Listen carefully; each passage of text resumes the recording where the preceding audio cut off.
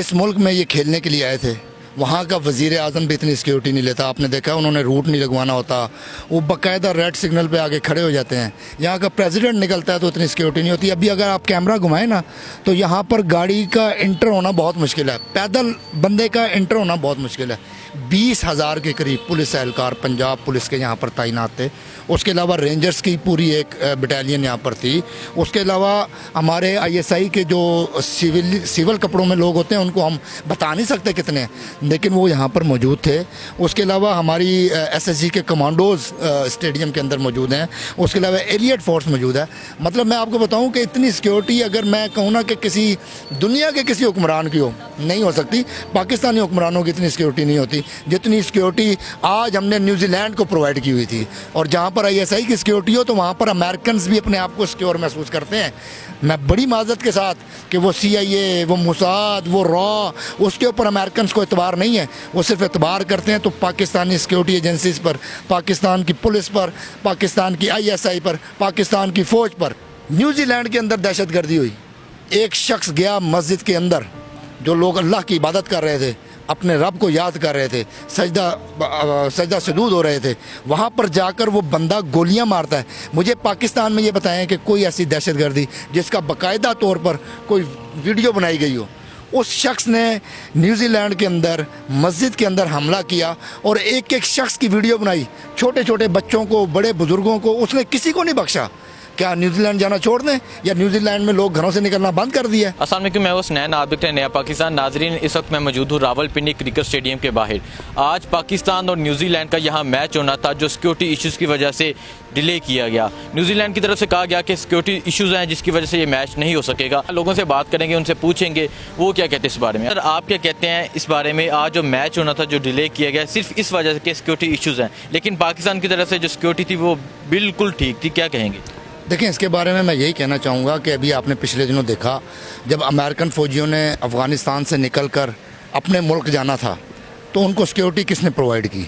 यही पंजाब पुलिस थी जिसने उनको सिक्योरिटी प्रोवाइड की। यही इस्लामाबाद पुलिस थी जिन्होंने अमेरिकन फ़ौजियों को सिक्योरिटी प्रोवाइड की। यही ISI थी जिन्होंने उनको क्लियरेंस दी और उसके बाद वो इस मुल्क अफ़गानिस्तान से पाकिस्तान आए और पाकिस्तान से फिर बाहिफाजत अपने अपने घरों को पहुँचे। ये बेसिकली जो आज ये इल्ज़ाम लगाया गया है, ये एक पूरी प्लानिंग करके पाकिस्तान को बदनाम करने की एक और घिनौनी गंदी साजिश की गई है कि पाकिस्तान को बदनाम किया जाए। क्या आज से पहले अभी आपने पिछले दिनों में नहीं देखा था कि वेस्ट इंडीज़ की टीम यहाँ पर आई और उन्होंने यहाँ पर पूरी सीरीज़ खेली, जिम्बाब्वे की टीम यहाँ आई, श्रीलंका की टीम यहाँ पर आई और यहाँ पर मैच खेल के गए। क्या वो इंसान नहीं थे? उनके बीवी बच्चे नहीं थे जो प्लेयर इधर आए थे? क्या उनकी फैमिलीज़ वहाँ पर उनका इंतज़ार नहीं कर रही थी या उनको जान का ख़तरा नहीं था? बेसिकली हुआ ये है कि जो भयानक शिकस्त अमेरिका को अफ़गानिस्तान में और भारत को अफ़गानिस्तान में हुई है, ये उसकी उन्होंने यहाँ पर एक छोटी सी चोट, हम इसको एक छोटी सी चोट कहेंगे, पाकिस्तान को तकलीफ़ पहुँचाने के लिए ये काम किया गया कि पहले टीम आई, यहाँ पर स्टे किया, यहाँ पर इसी ग्राउंड में प्रैक्टिस की, यहाँ पर प्रैक्टिस करते रहे 4 दिन न्यूजीलैंड के प्लेयर आके।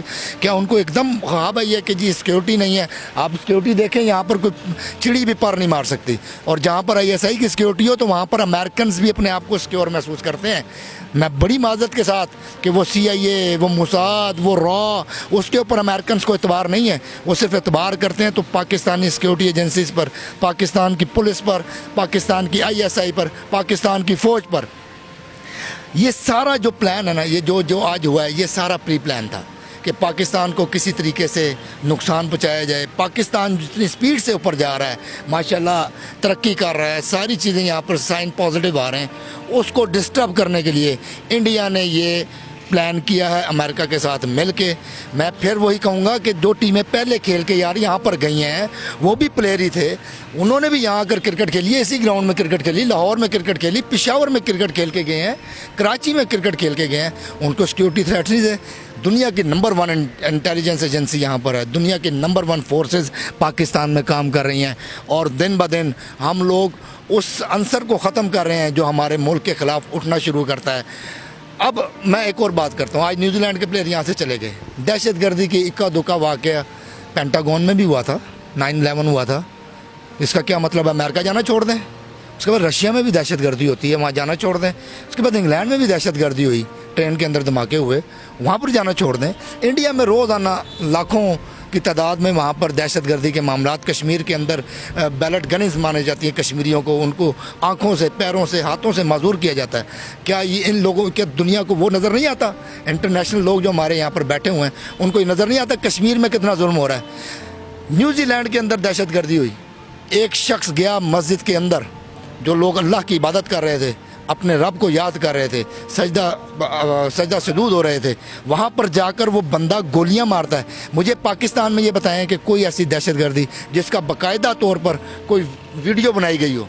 उस शख्स ने न्यूजीलैंड के अंदर मस्जिद के अंदर हमला किया और एक एक शख्स की वीडियो बनाई, छोटे छोटे बच्चों को, बड़े बुजुर्गों को, उसने किसी को नहीं बख्शा। क्या न्यूजीलैंड जाना छोड़ दें, या न्यूजीलैंड में लोग घरों से निकलना बंद कर दिया? ये इक्का दुक्का वाक़यात होते हैं, ये चीज़ें ज़िंदगी के साथ चलती हैं। अल्लाह ना करे, खुदा ना खास्ता, मौत बरहक है, मौत ने आना ही आना है यार, मौत से कोई भी नहीं छुप सकता। ज़मीन खा गई आसमां, कैसे कैसे बड़े लोग हैं जो इस ज़मीन के अंदर चले गए। लिहाजा इस चीज़ को पाकिस्तान अपने इंटरनेशनल फोरम पे जाके इसको कंडेम करें। और हम लोग ये क्रिकेट के शौकीन यहाँ खड़े हुए हैं, देखें बच्चे आए खड़े हैं, लोग अपने घरों से उठ के यहाँ पर आए हुए हैं, सारी मसरूफियात पैसे खर्च करके यहाँ पहुँचे हैं। खुदारा इस आंसर को ख़त्म करें कि पाकिस्तान एक दहशतगर्द मुल्क है। आप क्या समझते हैं, क्या ये एक सोची समझी साजिश की गई पाकिस्तान के खिलाफ, पाकिस्तान को बदनाम करने के लिए? देखें, 2000 अरब डॉलर जिस मुल्क का लगाओ, फिर इंडिया के भी यहाँ पर अरबों डॉलर लगे हुए थे, जो डैम बन रहा था दरिया काबुल पे पाकिस्तान का पानी रोकने के लिए। हमारी एजेंसीज ने वो सारी की सारी उनकी जितनी भी साजिशें थी वो नाकाम बना दी।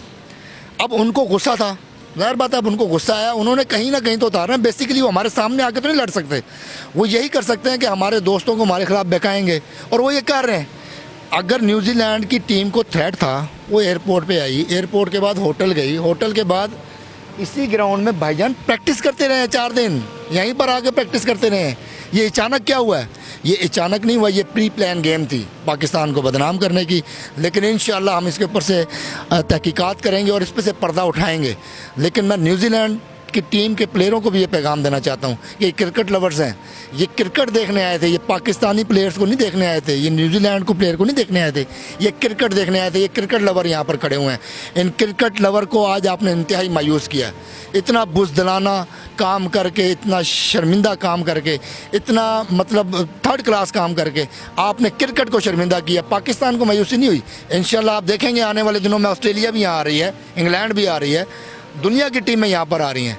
अगर न्यूजीलैंड ये उस प्लान का हिस्सा बन गई है, जो कि दुनिया में नाकामी के बाद लोग कहते हैं ना कि दूसरे की गलती निकालना, नाकामी के बाद शर्मिंदगी के उस खसियानी बिल्ली खंबा नोचे वाला काम इन्होंने शुरू कर दिया।